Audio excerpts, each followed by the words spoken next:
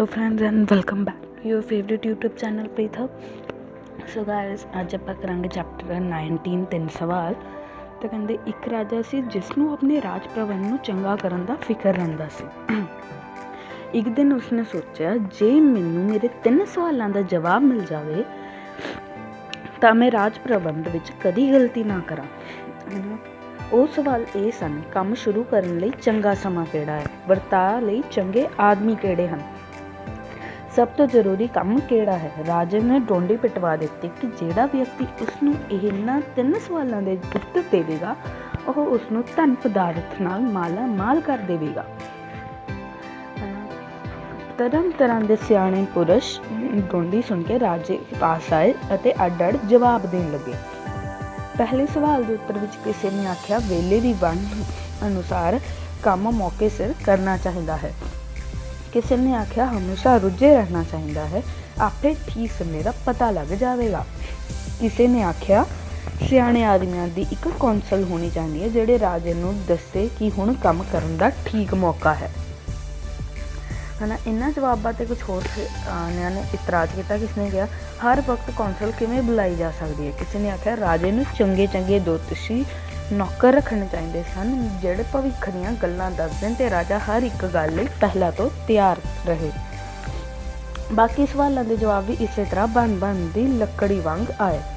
ਕਿਸੇ ਨੇ ਆਖਿਆ ਵਰਤਾਅ ਲਈ ਚੰਗੇ ਆਦਮੀ ਵਜ਼ੀਰ ਹੋਣ। ਕਿਸੇ ਨੇ ਆਖਿਆ ਨਹੀਂ, ਫੌਜ ਅਤੇ ਜਰਨੈਲਾਂ ਨਾਲ ਮਸ਼ਵਰਾ ਕਰਨਾ ਚਾਹੀਦਾ ਹੈ। ਸਭ ਤੋਂ ਜ਼ਰੂਰੀ ਕੰਮ ਕਿਸੇ ਨੇ ਸਾਇੰਸ ਦੱਸਿਆ, ਕਿਸੇ ਨੇ ਸੂਖਮ ਕਲਾ, ਕਿਸੇ ਨੇ ਯੁੱਧ ਅਤੇ ਕਿਸੇ ਨੇ ਭਗਤੀ। ਜਵਾਬ ਅਜਿਹੇ ਭੰਨ ਦੇ ਸਨ ਕਿ ਰਾਜੇ ਦੀ ਕਿਸੇ ਨਾਲ ਵੀ ਤਸੱਲੀ ਨਾ ਹੋਈ ਤੇ ਉਸਨੇ ਠੀਕ ਜਵਾਬ ਦੇਣ ਵਾਲੇ ਨੂੰ ਕਿਸੇ ਨੂੰ ਵੀ ਇਨਾਮ ਨਾ ਦਿੱਤਾ। ਇਹਨਾਂ ਨੂੰ ਪਤਾ ਲੱਗਿਆ ਜੰਗਲ ਵਿੱਚ ਇੱਕ ਸਿਆਣਾ ਤਪਸਵੀ ਰਹਿੰਦਾ ਹੈ। ਰਾਜੇ ਨੇ ਆਖਿਆ ਚਲੋ ਉਸ ਤੋਂ ਉੱਤਰ ਪੁੱਛੀਏ। ਤਪਸਵੀ ਆਪਣੀ ਕੁਟੀਆਂ ਛੱਡ ਕੇ ਬਾਹਰ ਨਹੀਂ ਜਾਂਦਾ ਸੀ ਅਤੇ ਨਾ ਹੀ ਉਹ ਆਮ ਆਦਮੀਆਂ ਤੋਂ ਬਿਨਾਂ ਕਿਸੇ ਨਾਲ ਗੱਲਬਾਤ ਕਰਦਾ ਸੀ। ਇਸ ਵਾਸਤੇ ਰਾਜੇ ਨੇ ਭੇਸ ਬਦਲਿਆ, ਮਾਮੂਲੀ ਲੋਕਾਂ ਵਾਲੇ ਕੱਪੜੇ ਪਾਏ। ਆਪਣੇ ਸੇਵਾਦਾਰ ਜੰਗਲ ਦੇ ਬਾਹਰ ਛੱਡ ਕੇ ਆਪ ਕੁਟੀਆ ਵੱਲ ਇਕੱਲਾ ਚਲਾ ਗਿਆ। ਜਦ ਰਾਜਾ ਆਇਆ ਤਾਂ ਤਪਸਵੀ ਆਪਣੀ ਕੁਟੀਆ ਦੇ ਸਾਹਮਣੇ ਇੱਕ ਕਿਹਾਰੀ ਪੁੱਟ ਰਿਹਾ ਸੀ। ਰਾਜੇ ਨੂੰ ਆਸ਼ੀਰਵਾਦ ਦੇ ਕੇ ਉਹ ਆਪਣੇ ਕੰਮ ਵਿੱਚ ਹੀ ਰੁੱਝਾ ਰਿਹਾ। ਤਪਸਵੀ ਦਾ ਸਰੀਰ ਬਿਰਧ ਅਤੇ ਨਿਰਾ ਕਰੰਗ ਹੋਇਆ ਪਿਆ ਸੀ। ਕਹੀ ਮਾਰਦਿਆਂ ਤੇ ਮਿੱਟੀ ਪੁੱਟਦਿਆਂ ਉਸਨੂੰ ਸਾਹ ਚੜ੍ਹ ਗਿਆ। ਰਾਜੇ ਨੇ ਕੋਲ ਜਾ ਕੇ ਕਿਹਾ ਤਪਸਵੀ ਜੀ, ਮੈਂ 3 ਸਵਾਲ ਪੁੱਛਣ ਆਇਆ ਹਾਂ। ਕੰਮ ਸ਼ੁਰੂ ਕਰਨ ਲਈ ਚੰਗਾ ਸਮਾਂ ਕਿਹੜਾ ਹੈ, ਵਰਤਾਅ ਲਈ ਚੰਗਾ ਆਦਮੀ ਕਿਹੜਾ ਹੈ ਅਤੇ ਸਭ ਤੋਂ ਜ਼ਰੂਰੀ ਕੰਮ ਕਿਹੜਾ ਹੈ।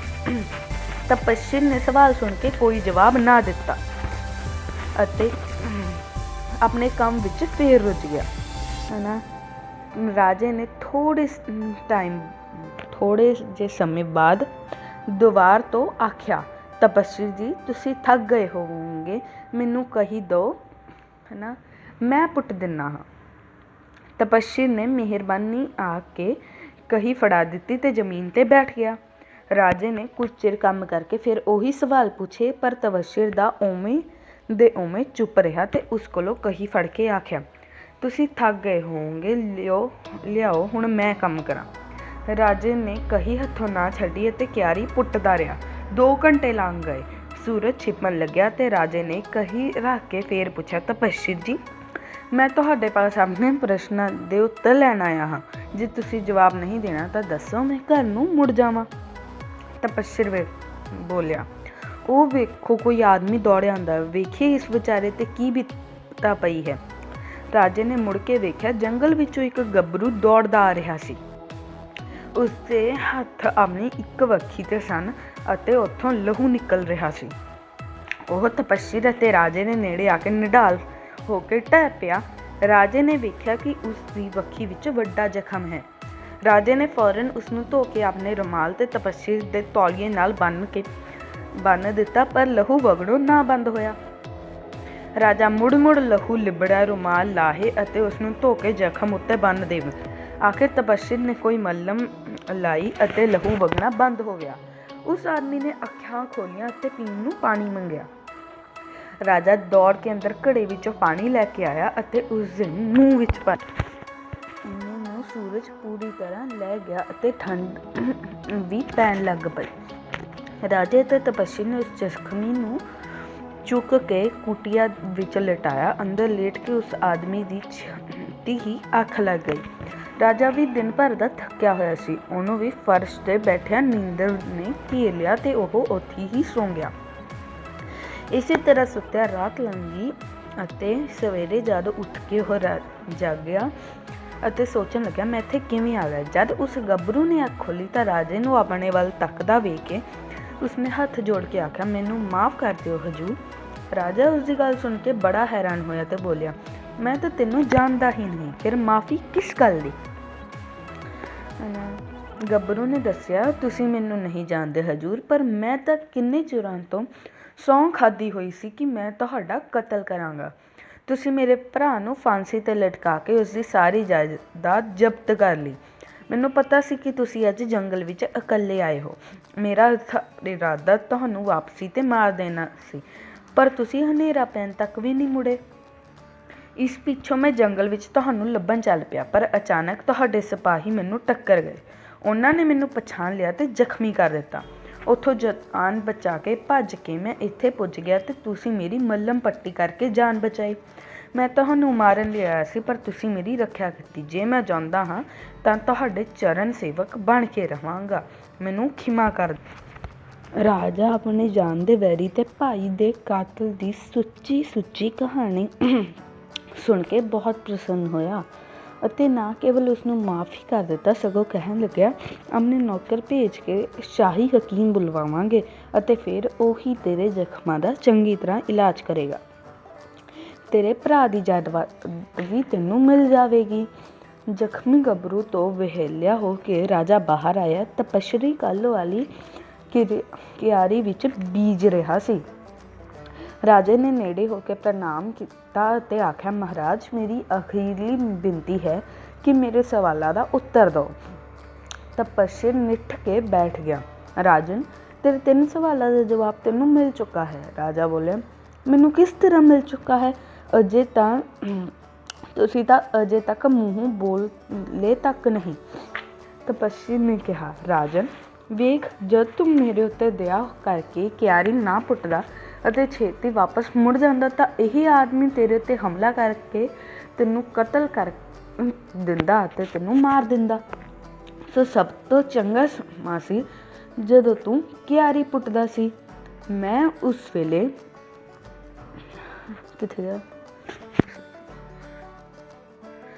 ਵੇਲੇ ਦੇ ਵਰਤਾਅ ਲਈ ਤੇਰੇ ਲਈ ਚੰਗਾ ਪੁਰਸ਼ ਸਾਂ ਅਤੇ ਮੇਰੇ ਨਾਲ ਨੇਕੀ ਕਰਨਾ ਅਤੇ ਮੇਰੀ ਮਦਦ ਕਰਨਾ ਤੇਰਾ ਸਭ ਤੋਂ ਜ਼ਰੂਰੀ ਕੰਮ ਸੀ।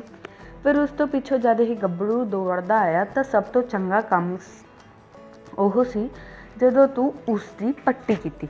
ਜੇ ਤੂੰ ਇਉਂ ਨਾ ਕਰਦਾ ਤਾਂ ਇਹ ਆਦਮੀ ਮਰ ਜਾਂਦਾ, ਹੈ ਨਾ। ਉਸ ਵੇਲੇ ਵਰਤਾਅ ਲਈ ਉਹੀ ਜ਼ਰੂਰੀ ਸੀ ਅਤੇ ਜੋ ਭਲਾ ਤੂੰ ਉਸ ਨਾਲ ਕੀਤਾ ਸੀ ਉਹੀ ਜ਼ਰੂਰੀ ਕੰਮ ਸੀ। ਕੁਝ ਕੁ ਰੁਕੇ ਤਪੱਸਰੀ ਫੇਰ ਕਹਿਣ ਲੱਗਿਆ, ਯਾਦ ਰੱਖੋ, ਸਭ ਤੋਂ ਜ਼ਰੂਰੀ ਅਤੇ ਚੰਗਾ ਸਮਾਂ ਵਰਤਮਾਨ ਦਾ ਹੈ। ਇਸ ਵੇਲੇ ਜੋ ਨੇਕੀ ਹੈ ਕਰ ਲਓ। ਇਹ ਵੇਲਾ ਸਾਡੇ ਹੱਥ ਵਿੱਚ ਹੈ। ਇਹੋ ਜ਼ਰੂਰੀ ਵੇਲਾ ਹੈ। ਵਰਤਾਅ ਲਈ ਉਹੀ ਚੰਗਾ ਆਦਮੀ ਹੁੰਦਾ ਹੈ ਜਿਹੜਾ ਉਸ ਘੜੀ ਸਾਡੇ ਨਾਲ ਹੋਵੇ। ਪਤਾ ਨਹੀਂ ਹੋਰ ਕਿਸੇ ਵੇਲੇ ਕਿਸੇ ਨਾਲ ਸਾਡਾ ਵਾਹ ਵੀ ਨਾ ਪਏ ਅਤੇ ਬੰਦਾ ਇਸ ਜਹਾਨ ਤੋਂ ਕੂਚ ਕਰ ਜਾਵੇ। ਅਤੇ ਅਸਲ ਵਿੱਚ ਕੰਮਾਂ ਵਿੱਚ ਸਭ ਤੋਂ ਅਹਿਮ, ਉੱਚਾ ਅਤੇ ਜ਼ਰੂਰੀ ਕੰਮ ਇਹੋ ਹੈ ਕਿ ਹਰ ਕਿਸੇ ਆਦਮੀ ਦਾ ਭਲਾ ਕੀਤਾ ਜਾਵੇ, ਕਿਉਂਕਿ ਮਨੁੱਖ ਦੇ ਦੁਨੀਆ ਵਿੱਚ ਆਉਣ ਦਾ ਮੰਤਵ ਇਹੋ ਹੀ ਹੈ। ਤਪੱਸਰੀ ਵੱਲੋਂ ਦਿੱਤੇ ਸਵਾਲਾਂ ਦੇ ਸਹੀ ਜਵਾਬਾਂ ਨਾਲ ਰਾਜੇ ਦੀ ਤਸੱਲੀ ਹੋ ਗਈ। ਉਹ ਤਪੱਸਰੀ ਦਾ ਧੰਨਵਾਦ ਕਰਦਾ ਹੋਇਆ ਖੁਸ਼ੀ ਵਾਪਸ ਪਰਤ ਗਿਆ। ਸੋ ਗਾਇਜ਼, ਇਹ ਆਪਣਾ ਇੱਕ ਛੋਟਾ ਜਿਹਾ ਚੈਪਟਰ ਸੀ। ਆਈ ਹੋਪ ਤੁਹਾਨੂੰ ਵੀਡੀਓ ਇਹ ਬਹੁਤ ਜ਼ਿਆਦਾ ਵਧੀਆ ਲੱਗੀ ਹੋਊਗੀ ਅਤੇ ਜੇ ਤੁਹਾਨੂੰ ਇਹ ਵੀਡੀਓ ਵਧੀਆ ਲੱਗੀ ਤਾਂ ਪਲੀਜ਼ ਵੀਡੀਓ ਨੂੰ ਲਾਈਕ ਕਰ ਦਿਓ, ਚੈਨਲ ਨੂੰ ਸਬਸਕ੍ਰਾਈਬ ਕਰ ਦਿਓ ਅਤੇ ਇਹ ਵੀਡੀਓ ਹੋਰਾਂ ਨਾਲ ਵੀ ਸ਼ੇਅਰ ਕਰੋ ਤਾਂ ਕਿ ਉਹ ਵੀ ਸਾਡੇ ਨਾਲ ਜੁੜ ਸਕਣ ਅਤੇ ਸਾਰੇ ਕਨਸੈਪਟਸ ਕਲੀਅਰ ਕਰ ਸਕਣ। Thanks for watching this video. C you ਸੂਨ।